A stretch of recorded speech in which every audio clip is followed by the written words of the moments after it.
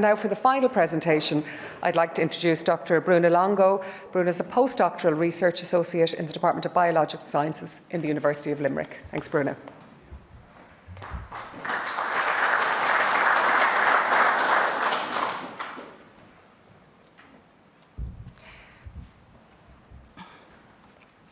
Good morning. I'm happy to be here to present carbon cycling in Irish forests. So I'll start my presentation by quickly presenting the forest carbon cycle, going over some challenges and outlook regarding this topic, and some current research efforts ongoing. So here is an infographic of the forest carbon cycle, where we can see how carbon moves throughout the different stages of the cycle. And it's important to note that the carbon dynamics in this cycle, they vary, as you can imagine, with space and time. Space-related factors would be the management itself, the species composition, soil type, and site conditions. So it's quite a few variables to account for. In terms of time, we have the management operations, the time they take place, which can vary. The growth of the forest itself, because it has a certain development, and the time of disturbances, which we cannot control.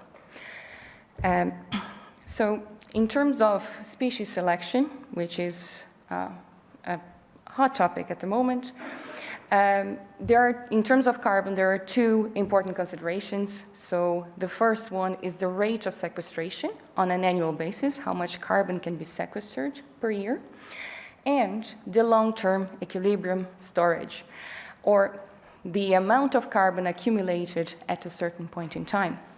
In this graph, I show the carbon stored over time, and we can see for overall, for a species, we have this sort of development, where the older the forest, the higher the storage, because it's cumulative.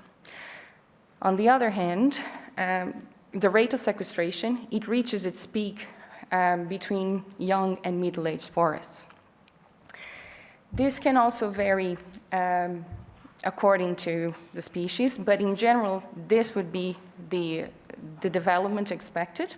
What would change is the time frame with species. In general, we would have fast-growing, intensively managed stands with higher sequestration rates and higher storage on the short and medium term.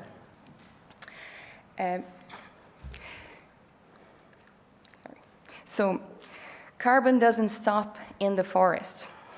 We can actually follow the management actions to the wood industry, as we should.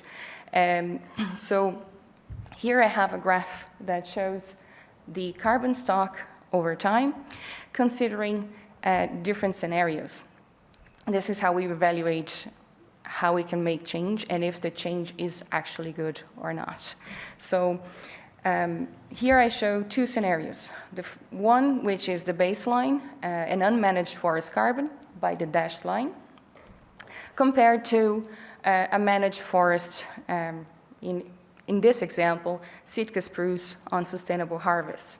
And we can see that the carbon stored in the forest in green and the additional carbon stored in wood products from that forest in brown. So when we compare those to the baseline scenario, we have additional carbon sequestered, which is good when we are evaluating alternative scenarios. On top of that, we can also go a bit further and evaluate substitution effects. So as it was mentioned by Patrick in his presentation, we can evaluate how much carbon we are avoiding to emit when we are using wood instead of other more carbon-heavy products. This is a very good tool for us to assess different scenarios, especially considering the different challenges we face, not just in forestry in general, everywhere, but in Ireland as well. So in terms of challenges, one cannot avoid considering, at least mentioning, legacy factors in Ireland. Currently, we have a forest estate on the younger side, which makes it viable for us to do short commercial rotations in order to provide a steady supply of timber. In addition to that, we also have about 40% of our forests have a highly organic peat soils at the moment.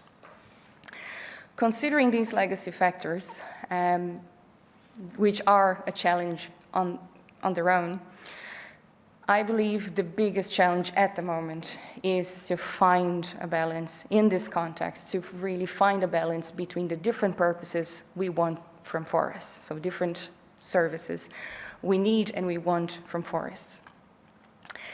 It is important to note that considering these, we should, that's my own opinion, but we should probably be giving the same importance to current forests as to afforestation.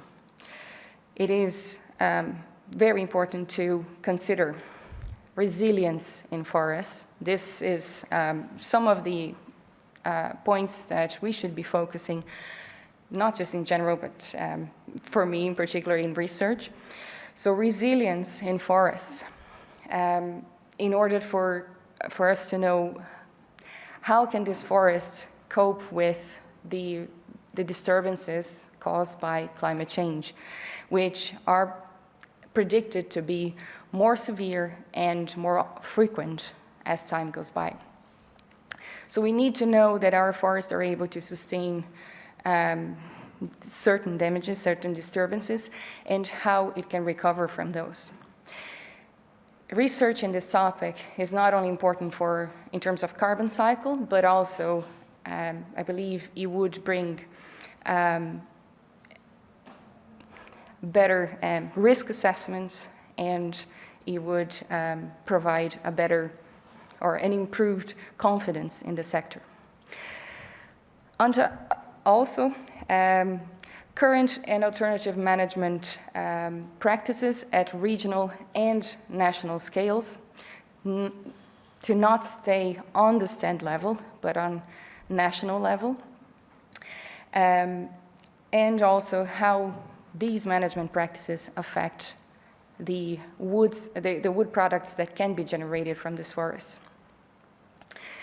This brings me to our current project, is Adapt Forest, and these are basically the points that we are tackling in our project. So, starting in the forest, these are some of the questions we are investigating.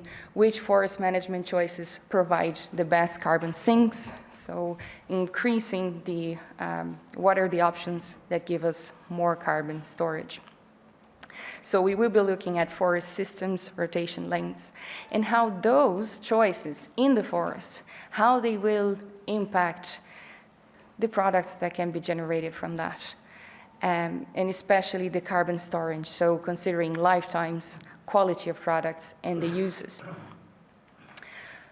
Also, equally important, resilience. That's the third part of our project, which is to evaluate exactly that, the effects of disturbances on the carbon dynamics, and we are particularly interested in the recovery as well, so how well our forests can recover from such disturbances when fire, disease outbreaks. So with this, we hope the project that we will be able to generate information to aid in decision making, policy making, and so on. That was all I had for today. Thank you very much.